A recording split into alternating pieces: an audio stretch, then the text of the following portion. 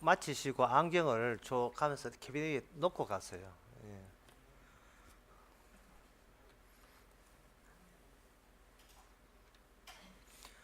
그 때문에 내 마음이 낙심됩니다. 406장 합시다.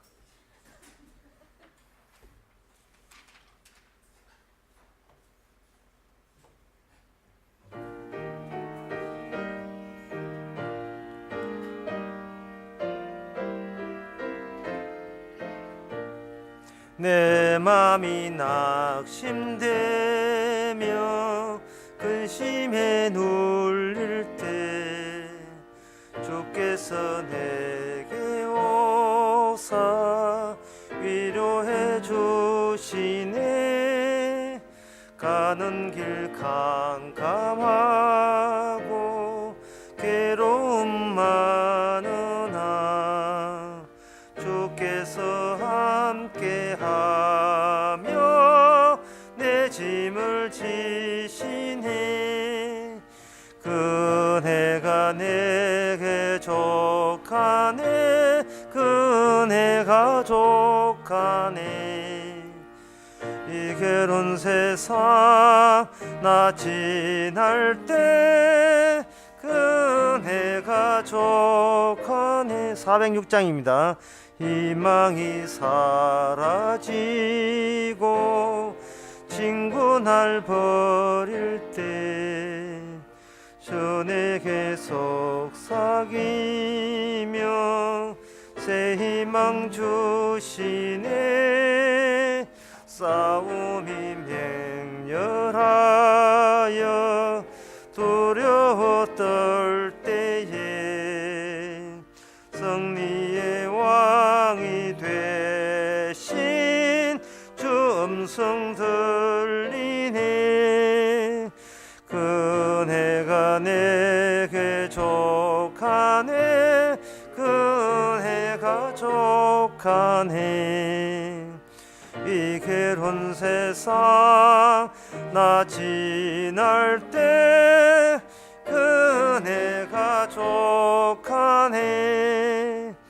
번민이 가득 차고 눈물이 흐를 때 주 나의 곁에 오사 용기를 주시네.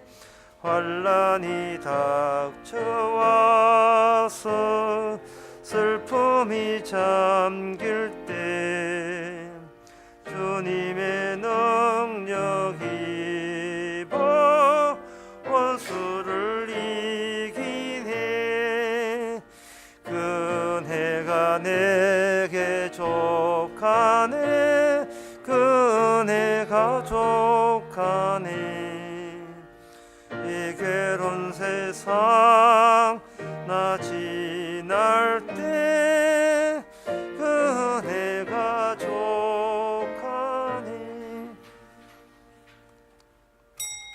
다 같이 묵도하심으로 오후 예배를 함께 드리겠습니다.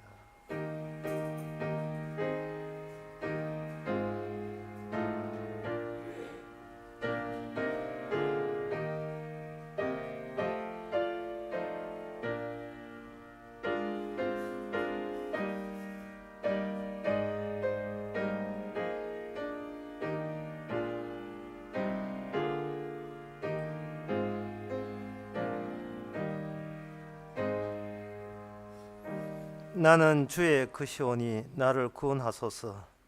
내가 주의 법도를 찾았나이다. 악인이 나를 멸하려고 엿보오나 나는 주의 정거를 생각하겠나이다. 하나님, 우리는 주의 크시오니 말씀으로 저희들을 구원하여 주시옵소서. 평소에 나는 내 것이라고 우겼던 그 모든 것이 다시 말씀 앞에서 그것이 가식이며 잘못인 것을 다시 한번 깨닫게 하옵소서. 예수님의 이름으로 기도합나이다. 아멘.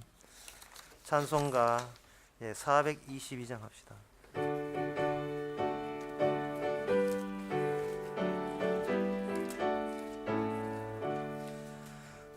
나그네와 같은 내가 힘이 부족하오니 사랑하신 나의 주여 내 손 잡고 가소서. 하늘 양식 내게 먹여주소서. 하늘 양식 내게 먹여주소서. 수정 같은 생명수로 항상 되어 주시고 불과 구름 기둥으로 갈 길 인도하소서. 나의 주여 힘과 방패 되소서. 나의 주여 힘과 방패 되소서.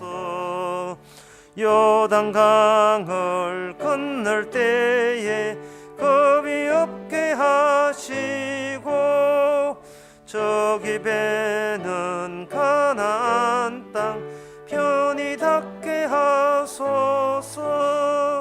나의 주께 항상 찬송 드리리. 나의 주께 항상 찬송 드리리. 아멘. 이 시간 우리 한 마음으로 기도합시다. 이 세상의 모든 것은 우리가 봐서 의미를 모르고 이스라엘에게 있었던 하나님의 정보로 랩처럼 딱 덮여서져 있습니다.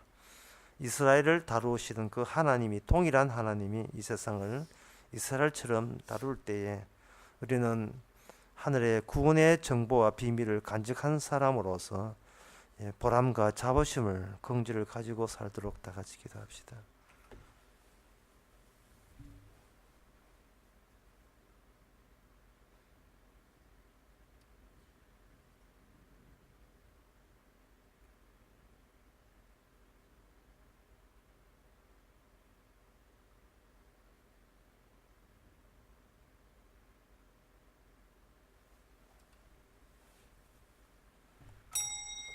하나님의 아버지, 그동안 내가 중요해서 하나님의 나를 살리는 줄 알았습니다.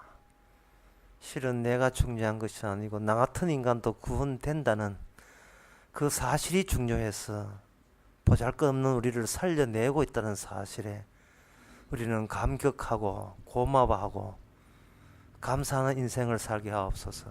예수님 이름으로 기도합나이다. 아멘.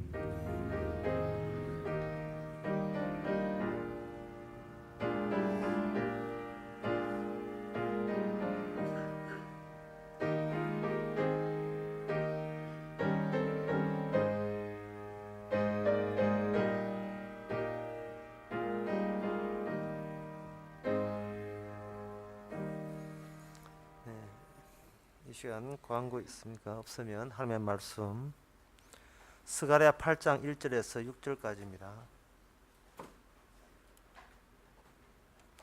구약 성경 1318페이지 스가랴 8장에서 1절에서 6절까지 제가 읽습니다. 만군의 여호와의 말씀이 임하여 이르시되 만군의 여호와가 말하노라. 내가 시온을 위하여 크게 질투하며 그를 위하여 크게 분노함으로 질투하노라.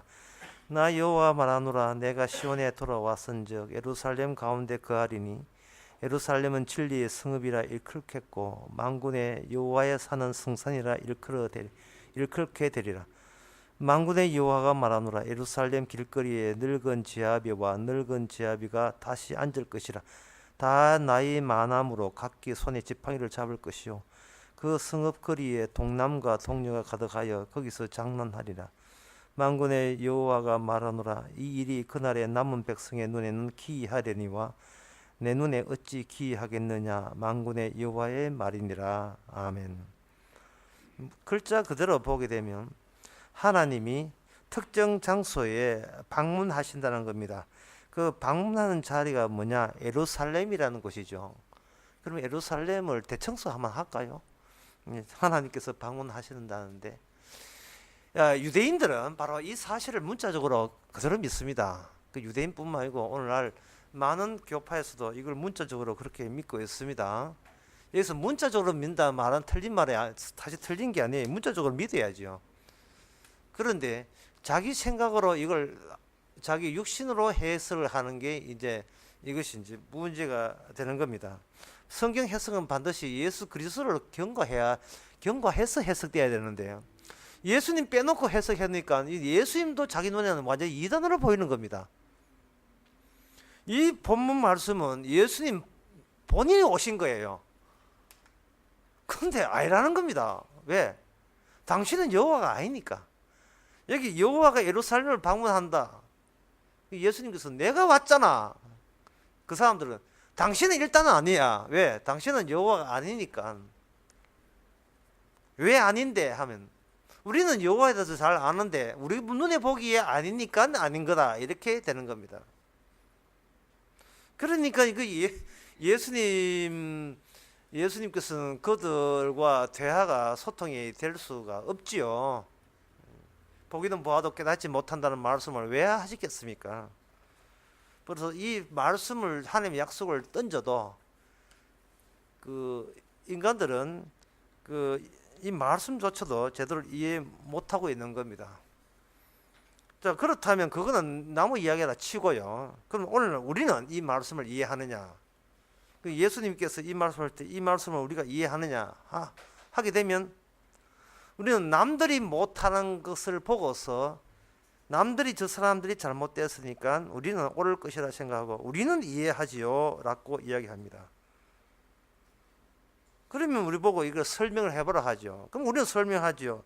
그때 예루살렘에 오신 바로 예수님이 바로 이 본문 말씀처럼 그 여호와 하나님이 예수님으로서 이 땅에 오신 겁니다. 맞지요? 라고 나오죠. 자, 그래 되면 그 다음 문제예요.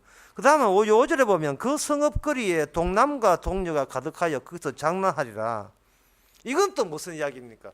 앞에 그 여호와께서 예루살렘에 오신다는 것은 예수님께서 예루살렘을 방문했다. 그걸 어때만 일단은 그냥 넘어 통과한 것처럼 느껴지는데 그렇게 예수님께서 성읍에 계시고 여호와께서 성읍에 계셔서 진리의 성읍이 된다면 그 뒤에 나오는 그러면 동남 어린애들이죠. 남자 어린애들, 여자 어린애들이 거기서 장난치고서 재미나게 노는 거. 그러면 이것은 그럼 어디서 찾아야 됩니까?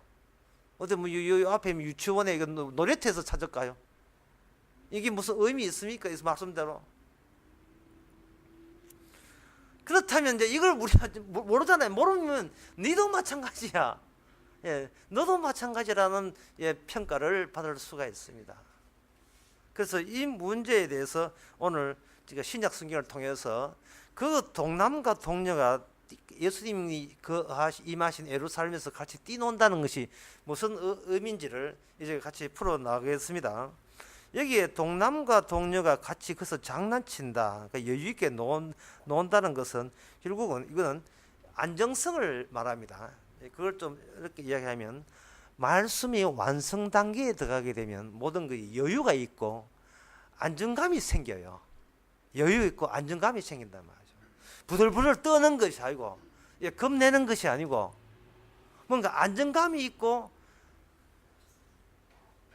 그야말로 깜짝 놀랄 만한 일이 없고 큰일 날 일이 없는 그 안정성이 있을 때 아이들은 그 성읍에서 마음껏 뛰놀게 되죠. 그 아이들이 마음껏 뛰논다는 것은 그 성읍, 여호와 예수님이 임했던 그 성읍, 그 예루살렘 전체가 대단한 완성 단계에 돌입했다, 이렇게 볼 수가 있습니다.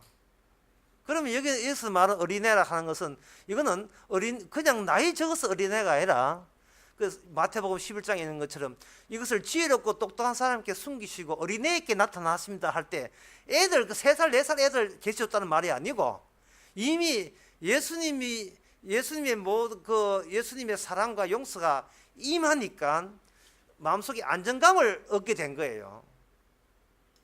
평소에 예수님 갈릴리 지방에 어떤 여인이 있는데 그 직업이 별로 좋지 않아서 남들에게 욕을 먹는 어떤 아줌마가 있었는데 그 아줌마가 예수님 오니까 눈물로서 향수 뿌려가면서 울더라 이 말이죠.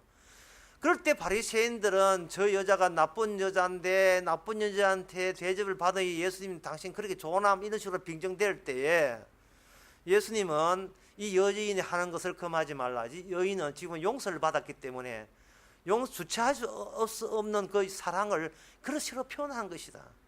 이거는 뭐냐 하면 바로 오늘 말씀에 비하면 안정감 속에서 신앙생활 하는 거예요. 편안한 가운데, 여유 있는 가운데서 하는 겁니다. 아까 그 점심시간에 이상주 씨한테 얼른 이야기를 들었는데 불안한 가운데 신앙생활 하는 사람 예를 들었어요.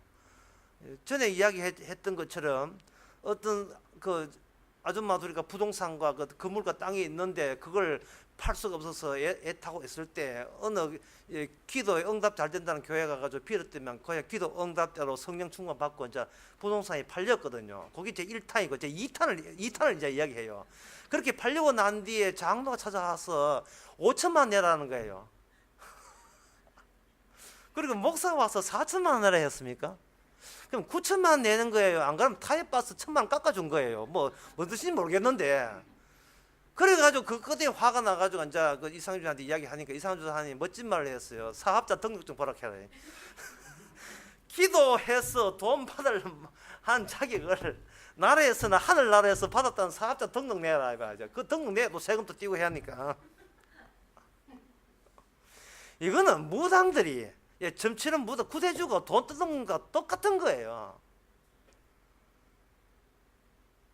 그게 그러니까 그 아줌마들은 화를 내는데 그 화라는 아줌마들도 문제가 있어요. 왜냐하면 안정되지 못해. 신앙생활이 지 재산에 벌벌 떨고 있어요. 뭐 저도 여러분도 마찬가지로 돈 있어 본 적이 없기 때문에 떠는 게 뭔지는 모르겠지만 이 안정 여유가 없어요. 여유가 없고 그 진리의 성읍이 아니고 부동산 동네 진리 여유의 안정감이 전혀 없어요. 그러니까 임했다 하는데 예수님이 임해도 자기한테 임하지 않은 거예요. 그럼 이 말씀이 되려면 예수님이 예루살렘의 성읍에 임했다는 말은 예수님께서 이 말씀조차도 예루살렘을 우리 가운데를 우리 영혼 속에 예루살렘을 지금 말씀대로 만드는 겁니다. 이걸 쉽게 말해서 땅과 말씀의 결합이래요. 땅과 말씀의 결합. 땅에 속한 모든 자기 백성에게 말씀이 임하게 해서 그 땅이 그냥 땅이 아니고 인간이 그냥 인간이 아니고 말씀을 사건화시키는 겁니다. 말씀을 사건화시키면 우리는 사건화된 하나의 육체 물체가 돼요. 물체가 되면 우리의 인생을 살아가면서 주름이 하나 펴지게 되게 되면 거기에 잠재되어 있던 사건들이 펼쳐지는 겁니다. 우리 인생을 가지고 우리 속에 우리를 이미 구원되게 하신 그 구원되게 한 정보들이 우리 인생을 가지고 주께서 다루시게 되면 그 펄럭일 때마다 네가 이래서 구원받은 거야 라는 그 사건들이 펼쳐지는 거예요. 그러면 우리는 진리의 성읍이 되는 겁니다. 그리고 우리는 거기서 안정감 있게 뛰놀고 즐겁게 놀고 있는 동남과 동녀 소년 어린애들이 되는 거예요. 그 순수함, 그 천국의 모습, 이걸 주께서 그리고 있는 겁니다. 그려지고 있는 거예요. 듣고 보면 기분 좋은데 그러면 어느 사태, 어느 상황에 왔을 때도 안정과 여유성이 있는지를 이제부터 말씀드리겠습니다. 그 진리의 성읍이라는 것이 어떤 원칙이 통하기에 그런 원칙 속에서도 우리가 웃을 수 있고 감사하고 편안할 수 있느냐. 제가 그 예수님의 그 산상 설교와 그리고 고린도전서에 나오는 그 교회의 모습을 제가 말씀드리겠습니다. 우선 고린도전서 그 7장에 보면 여기 7절에 있습니다. 6장 7절에 보면 이런 말씀이 있어요.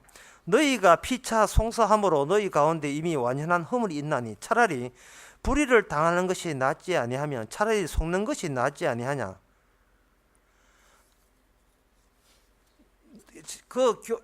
편안하고 안정되고 여유 있는 진리의 성읍이라면 차라리 사기 당한 것도 괜찮다는 말입니다. 사기 당했어요. 그러면 사기 당해도 즐겁게 뛰노세요. 동남이나 동녀처럼. 이걸 요구하는 거예요. 가끔 뭐 부동산 아줌마 이야기 할 때는 기분 좋았는데 갑자기 이야기 되니까 갑자기 싸늘해지죠. 얼굴이 갑자기 새파래지는 같은 느낌이 드는데 그거는 유도 아닙니다. 마태복음 5장의 산상설교 한번 보겠습니다. 내게 구하는 자에게 주면 내게 구고자 하는 자에게 거절하지 마라. 야, 이 소리 듣고 계속 교회 나온다는 것은 그 보통 그 안정감이 많은 사람이 아니라 아주 대단한 사람입니다. 교회를 왔는데 예를 들어 보겠습니다. 교회 평소에 어떤 장로님이 계신데 장로님 말씀하기를 복음을 아는 사람은 복음대로 살아야 되고 예수를 믿는 사람은 믿기만 하면 안 되고 말씀대로 순종하게 지켜야 그게 진짜 천국 가는 성도다 라고 평소에 우겨가면서 장로로서 장로가 종교를 받는 사람이 우리 교회는 없습니다. 그런 사람이 있다고 칩시다. 칠 때 그 평소에 말씀대로 살라고 그렇게 외치고 있는 그 장로님이 기도할 때도 말씀대로 살게 기도했는데 그 소리를 듣고 어떤 집사님이 상당히 그 사업에 실패한 집사님이 그 장로를 찾아와서 여기 마태복음 5장 42절을 딱 들이대면서 장로님 돈 한 5억만 하면 이렇게 빌려주시기 바랍니다 라고 할 때 이게 그냥 빌려주는 게 아니고 거저주라는 이야기거든요. 예. 이자 안 받고 나중에 뭐 갚을 마음 안 갚아도 돼요 하는 그런 식이다 이 말이죠.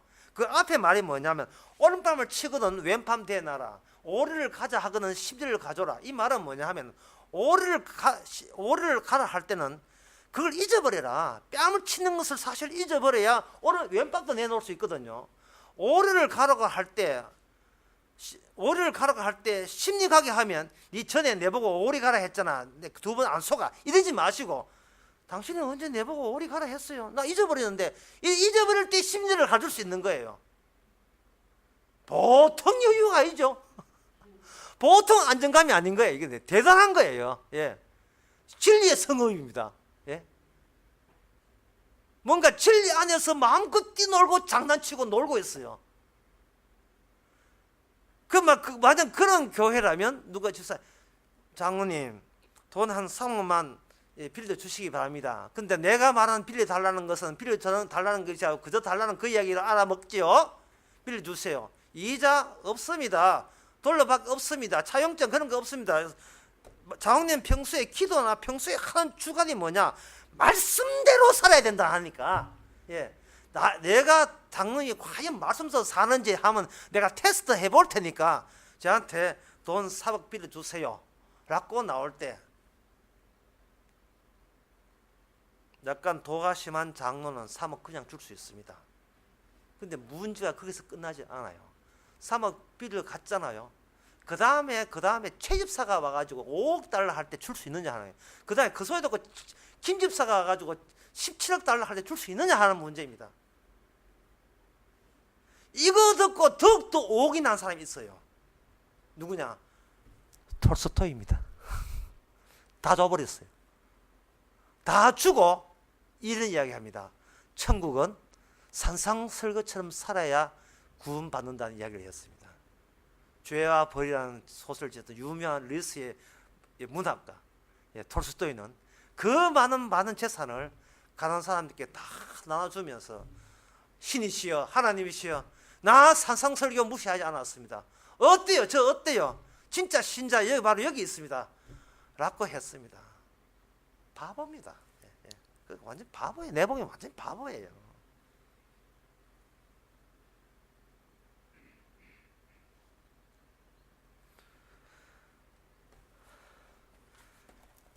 우리가 저 진리의 성읍 안에 평안과 안동과 여유를 누린다는 것은 이런 테스트 자체가 여기서 해당이 안 돼요. 또 한 가지 여기 산상설교 예를 한번 들어보겠습니다. 아까 제가 이런 예를 들 테니까 아까 여러분들이 제가 이야기한 거 누가 차라리 사기 당하는 게 낫지 않느냐 하면 그것도 잊지 마시기 바랍니다. 마태복음 6장에 보면 역시 상상설교입니다. 너희를 위하여 보물을 땅에 쌓아두지 말라. 거기는 좀과 동력이 너희를 해하면 도적이 구멍을 뚫고 도적질을 하느니라.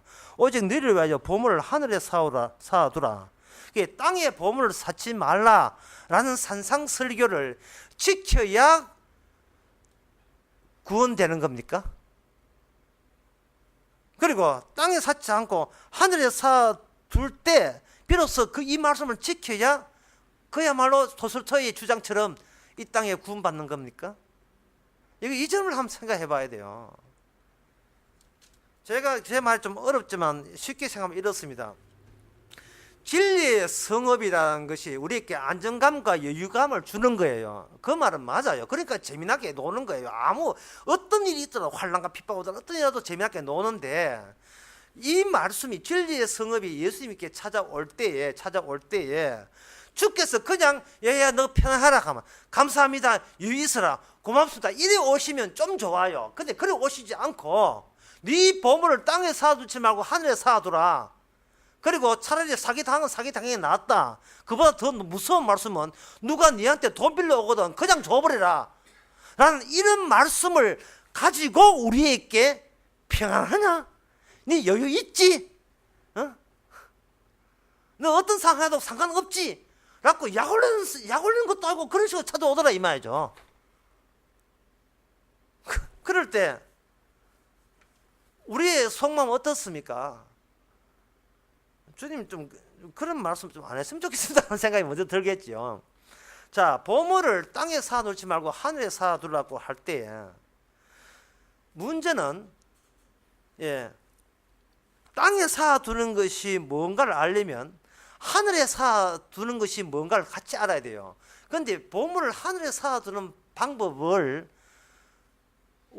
어떻게 하늘에 쌓아둡니까? 냅다 은행가가 돈을 주면 동전 바꿔가지고 하늘로 집어 던져버리면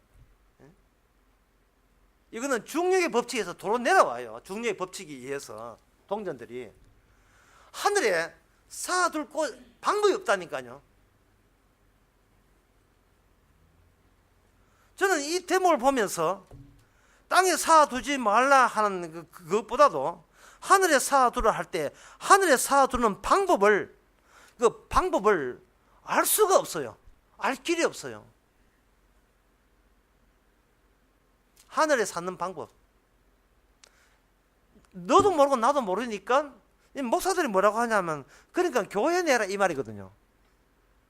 교회 내는 것이 어떻게 하늘에 쌓아두는 겁니까? 구제하라는 겁니다. 구제하게 되면 수평적 이동이지 어떻게 그 하늘에 쌓아두는 거예요.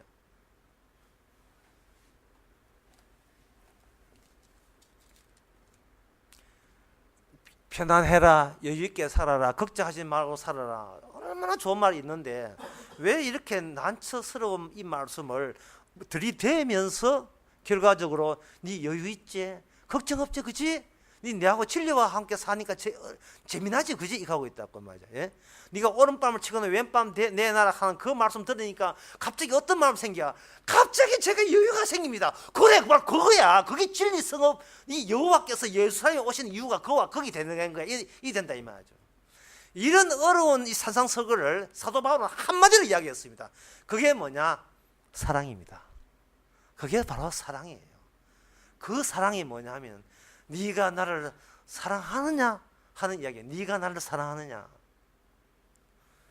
하지 마라 하는 그 명령, 이게 뭐냐면 계명입니다. 이 계명인데 이 계명이 우리에게 자유케 하기 위한 계명입니다.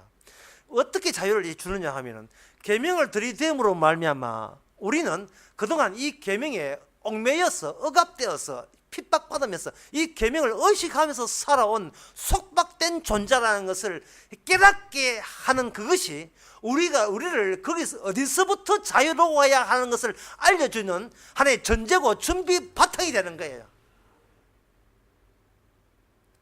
우리가 남에게 돈 빌려줘서 자유를 같으면요, 우리는 여전히 계명에 얽매인 사람들이에요. 3억 빌려주세요. 장로님, 그러면 당신 신앙을 내가 인정하겠습니다. 가만히 들어보면 약 올리잖아요. 이 날 신앙 무시하는 게, 안 주면 에이고 장로 하는 것 거짓말이다 하고, 주면 아이고 장님 존경합니다 해놓고 내가 다음날 또 찾아올 거고.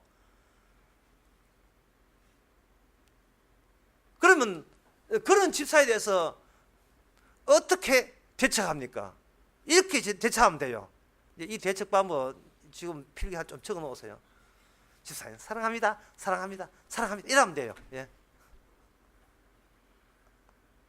사랑합니다. 저 사랑 그건 아는데 돈 빌려 다니니까 장은 돈 빌려 주세요. 사랑합니다, 사랑합니다, 집사님 모든 걸 사랑합니다. 이 미쳤네. 사랑합니다, 사랑합니다. 두 사람 사이에 계명을 주고 받으면 안 돼요. 사랑을 주고 받아야 돼요. 예. 사랑을 주고 받아야 돼요. 그 집사가 와서 장로님 사랑합니다. 그럼 장로가 이게 뒤에 또 무슨 소리 하려고 벌써 사랑합니다라는 걸 처음부터 이야기했지. 장로님 사랑합니다. 예, 나도 집사님 사랑합니다. 장로님 3억만 빌려주세요. 집사님 3억 더 있어도 안 빌려줍니다. 하지만 집사님을 사랑합니다. 당신한테 돈 안 빌려주는 이 장로를 사랑하십니까? 집사님 사랑하지요. 이야기 끝났지 뭐. 돈 관계에서 유지되는 그 관계가 갑자기 돈 관계로서 계명 관계, 돈이 있으니까 주께서 계명이 달라든 거예요. 돈을 하늘에 사둘까, 은행 사둘까, 부동산 투기할까, 이걸 생각하니까 여기 계명이 달라드는 겁니다. 땅에 샀지 말고 부모에 달라들어. 그런데 사도 바울 말씀 사랑합니다 하니까 이 노선에서 둘 다가 떠나버린 거예요. 이 계명 노선에서 계명으로부터 율법으로부터 자유로워진 거예요. 그러니까 돈 빌리는 집사가 장로님 사랑합니다. 장로님 내한테 돈 빌다 해도 돈 빌려주지 않으니 너무너무 사랑합니다. 이래 끝나고 내가 돈 안 빌려줘도 나를 사랑한다는 그 집사님이 너무너무 사랑스럽니다. 이게 바로 진리의 성읍입니다. 우리 교회 한번 실험을 해보시기 바랍니다. 아무 문제 없는 걸 우리는 내가 계명에 의해서 산상설교에 의해서 어떤 성경 기준에 의해서 나는 그걸 지켜냄으로써 천국 백성이라고 이거 자부하고 싶은 이 속성 자체가 이게 바로 마귀한테 걸려든 겁니다. 또 그러니까 목사가 5천만 원 내라, 목사가 4천만 원, 장로가 5천만 원 내라 하는 거예요. 왜냐하면 그 아줌마들이 돈에 매여 있다는 것을 알고 마귀가 귀신이 들끓는 겁니다. 그러면 사랑이 왜 그렇게 되는가? 사랑은 모든 율법의 완성입니다. 여러분 이 이야기 오랜만에 듣지요? 사랑은 모든 산상설교와 모든 사도 바울에 있는 모든 말씀의 완성입니다. 로마서 14장에 나오는 이야기예요. 13장에 나오는 이야기입니다. 사랑은 모든 것의 완성입니다. 간음하지 마라, 살인하지 마라, 살인하지 마라, 무슨 있더라도 사랑은 모든 것을 완성한 거예요. 완성이 되어버리면 그 다음에 일이 뭐냐 하면 나 같은 인간을 사랑해 주신 주님이 보고 싶어지는 겁니다. 주여 이러한 안정감과 여유를 나한테 이렇게 베풀어 주신 그분이 사랑스러운 거예요. 사랑의 출처를 찾아가게 되어 있어요. 사랑은 바다 따로 끝나는 것이 아니고 그 출처를 찾아갑니다.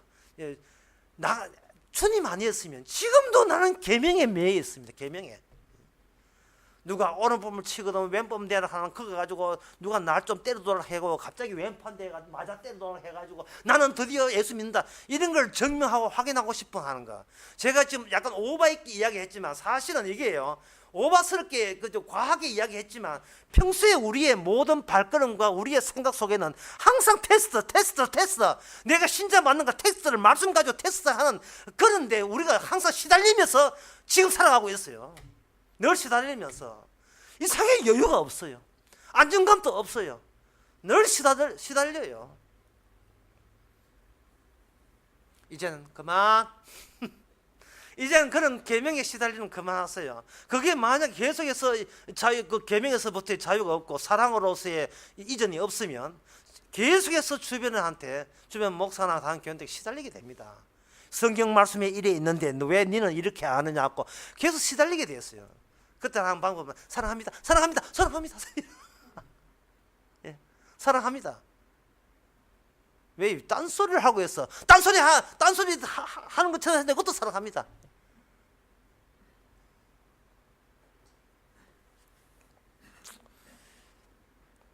그죠? 개국 콘서트 보면 내가 좋아하는 사람을 남자를 만났는데 해놓고 이제 만났는데 첫 번째 남자가 인물 좋은 남자를 만났는데 이게 맨날 지만 사랑해 다른 여자하고 관계를 하니까 막 다른 여자하고 하니까 짜증나가 뭐 물으면 그 남자가 할 말 없으면 사랑한다 이렇게 하잖아요. 무조건. 그처럼 이 여유와 이런 것은 기존의 진리의 성읍이 아닌 진리의 성읍, 주님이 안 계시고 예수님이 없는 세상에서는 모든 것이 자기 정당과 자기의 옳음을 주장하기 위해서 자꾸 법을 제시하고 말씀 들이대고 논리 들이대는데 정말 우리 가운데 예수님이 함께 있으면 주께서 먼저 우리를 사랑했기 때문에 우리는 그 사랑이 있는 한 고린도전서 7장 말씀처럼 차라리 사기당한 것이 낫지 아니하냐 하는 그 말씀이 지켜서가 아니라 자연스럽게 그게 느껴지게 되어 있습니다. 기도하겠습니다. 하나님 아버지, 주님과 함께 있다는 것이 무엇을 의미하는지, 용서와 사랑이 무엇을 의미하는지 살아가면서 더욱더 깨닫게 하옵소서. 예수님의 이름으로 기도합나이다. 아멘. 찬송가 329장 합시다.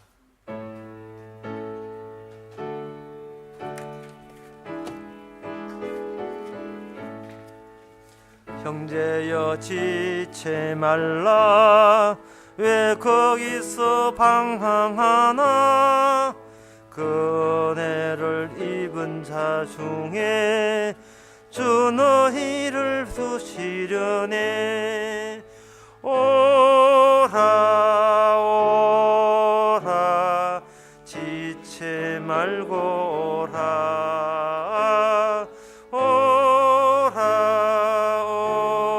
오라 지체 말고 오라.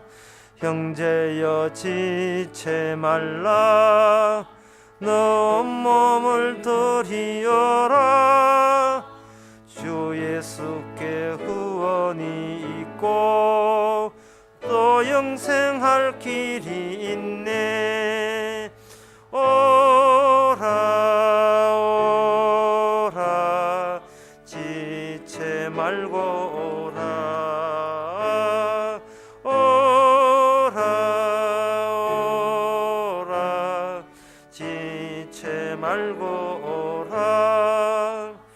형제여 내 맘속에 늘 성령이 권하시니 왜 주님의 구원을 떠나 죄 가운데 살려 하나. 오라 오라 지체 말고 오라 오라 오라 지체 말고 오라. 형제여 지체 말라 이 기회를 잊지 말라. 주 너에게 복 주실 때니 곧 주 앞에 사오라. 오라 오라 지체 말고 오라 오라 오라 지체 말고 오라. 기도하겠습니다. 지금은 우리 주 예수 그리스도의 은혜와 하나님의 커진 사랑과 성령의 충만하심이 주께서 우리와 함께 있다는 그 의미가 모든 것을 용서하고 사랑하고 있다는 의미로 받아들이는 모든 성도에게 주의 이름으로 축원하나이다. 아멘.